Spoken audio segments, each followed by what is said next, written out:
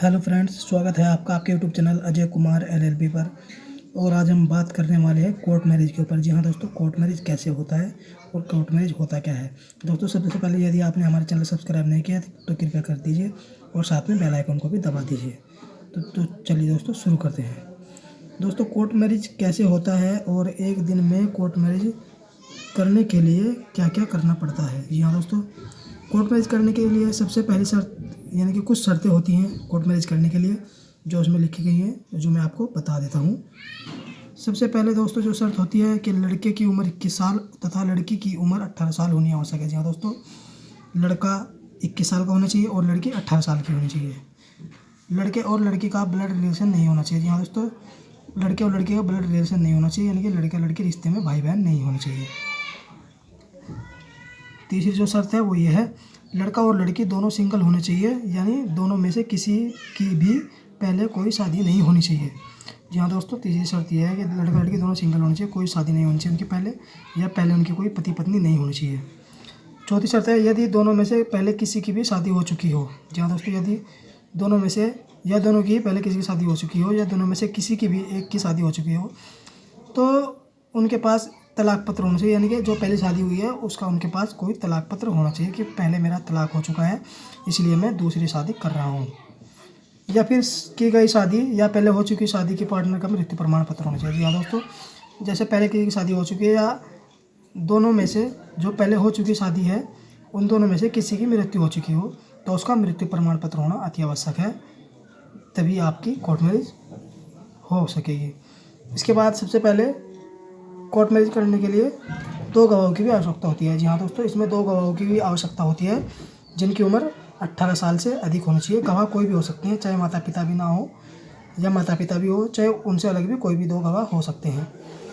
ये शर्तें पूरी होने के बाद कोर्ट मैरिज कर सकते हैं। जी हाँ दोस्तों, ये 4-5 जो हमारी शर्तें हैं ये पूरी होनी चाहिए, इसके बाद हम कोर्ट मैरिज कर सकते हैं।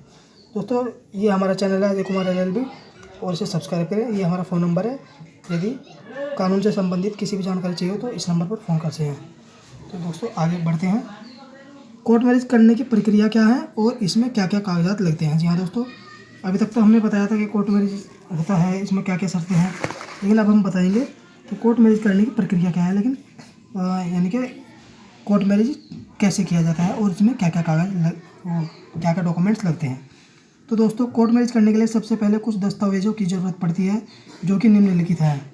कोर्ट मैरिज करने के लिए लड़का तथा लड़की की 3 डॉक्यूमेंट, यानी कि लड़का तथा लड़की के 3 कागजात की जरूरत पड़ती है।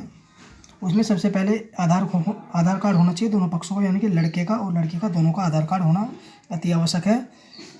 यह आधार कार्ड एड्रेस प्रूफ के लिए लगाया जाता है। दूसरे नंबर पर हमें चाहिए एज प्रूफ के लिए। जी हाँ दोस्तों, आधार कार्ड होता है एड्रेस प्रूफ के लिए और दूसरा नंबर होता है एज प्रूफ के लिए आपके पास 10th की मार्कशीट होनी चाहिए या जन्म प्रमाण पत्र होना चाहिए, पैन कार्ड हो चाहिए या ड्राइविंग लाइसेंस होना चाहिए। जी हाँ दोस्तों, एज प्रूफ के लिए इन 4 डॉक्यूमेंट्स में तो कोई भी एक डॉक्यूमेंट्स आपके पास होना अति आवश्यक है। इससे आपकी एज प्रूफ होती है, यानी कि इससे आपकी एज का पता लगता है कि क्या है। 10वीं की मार्कशीट, जन्म प्रमाण पत्र यानी कि बर्थ सर्टिफिकेट, पैन कार्ड और ड्राइविंग लाइसेंस। तीसरी जो हमें चाहता है आईडी प्रूफ के लिए, यानी कि आपके पास आईडी प्रूफ के लिए, यानी कि आपकी आईडी क्या है, आपका पहचान पत्र होना चाहिए या आपका पैन कार्ड होना चाहिए। जी हाँ दोस्तों, वोटर आईडी कार्ड या पैन कार्ड, इन दोनों में से कोई भी कागज होना चाहिए। दोस्तों, 3 कागज लगते हैं हमारे, एक एड्रेस प्रूफ के लिए लगता है, एक एज प्रूफ के लिए लगता है और एक आईडी प्रूफ के लिए लगता है। ये 3 कागज दोनों पक्षों के, यानी कि लड़का तथा लड़की दोनों के होने चाहिए, इसके बाद ही आपकी शादी हो सकेगी। और लड़के तथा लड़की के 6 फोटो लड़के के 6 फोटो लड़की के होने चाहिए। यह डॉक्यूमेंट्स लड़के तथा लड़की के लिए होने चाहिए जो शादी करना चाहते हैं। इसके अलावा 2 गवाहों की आईडी, पैन कार्ड तथा पहचान पत्र के साथ 2-2 पासपोर्ट साइज फ़ोटो भी होने चाहिए। यहाँ दोस्तों, जो गवाह होंगे उनके भी पैन कार्ड, आधार कार्ड और 2-2 फ़ोटो उनके होने अति आवश्यक हैं। और जो हमारे ये गवाह होते हैं, विटनेस होते हैं, इनकी उम्र 18 साल से अधिक होनी चाहिए। इसके बाद दोस्तों प्रक्रिया क्या है, प्रक्रिया देख लेते हैं कि कोर्ट मैरिज की प्रक्रिया क्या होती है। दोस्तों, कागजात हमारे पास हैं और हमारी शर्तें भी पूरी हैं, इसमें किसी प्रकार का कोई त्रुटि नहीं है, तो उसके बाद हमारी प्रक्रिया शुरू होती है। सबसे पहले आर्य समाज संस्था में शादी करनी पड़ती है। जहाँ दोस्तों सबसे पहले हम आर्य समाज संस्था में शादी करते हैं, जिसका हमें सर्टिफिकेट मिलता है, या किसी मंदिर में शादी करनी चाहिए या करनी पड़ती है, जिसके दौरान कुछ फ़ोटो खींचे जाते हैं और वो फ़ोटो हमें आगे कोर्ट मैरिज यानी कि कोर्ट में जो रजिस्टर होता है उसमें लगती है। आर्य समाज से एक सर्टिफिकेट मिलता है, वो प्रमाण पत्र अवश्य लें। उस प्रमाण पत्र पर आर्य समाज संस्था की मोहर अवश्य लगी होनी चाहिए तथा जब मंदिर में शादी हुई हो उसके दौरान शादी के फ़ोटो खींचे जाने चाहिए। ये प्रक्रिया पूरी होने के बाद हमें ये कागजात जो हमने पहले कागज़ बताए हैं और ये सर्टिफिकेट आर्य समाज का और शादी के फ़ोटो वगैरह ये हमें चाहिए होते हैं कोर्ट के रजिस्टर में। यह प्रक्रिया पूरी होने के बाद शादी को कोर्ट में रजिस्टर कराने के लिए मैरिज रजिस्ट्रार के समक्ष आवेदन करना पड़ता है।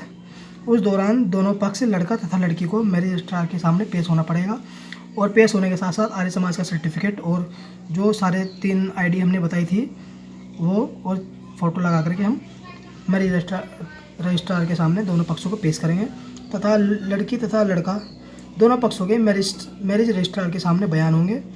यह प्रक्रिया पूरी होने के बाद आपकी शादी का कोर्ट में रजिस्ट्रेशन हो जाएगा, जिसके बाद आपको कोर्ट मैरिज का एक सर्टिफिकेट मिलेगा। तो आपके पास 2 सर्टिफिकेट हो जाएंगे, एक आर्य समाज का और एक कोर्ट का। जी हाँ दोस्तों, इस प्रक्रिया के दौरान आपके पास ओरिजिनल डॉक्यूमेंट्स भी होने चाहिए। जी हाँ दोस्तों, वैसे तो डॉक्यूमेंट्स होते हैं, जो ओरिजिनल डॉक्यूमेंट्स होते हैं उनकी फ़ोटोकॉपी आगे लगती है, लेकिन स्कैन होते हैं और रजिस्ट्रार आपके ओरिजिनल डॉक्यूमेंट्स देखता है।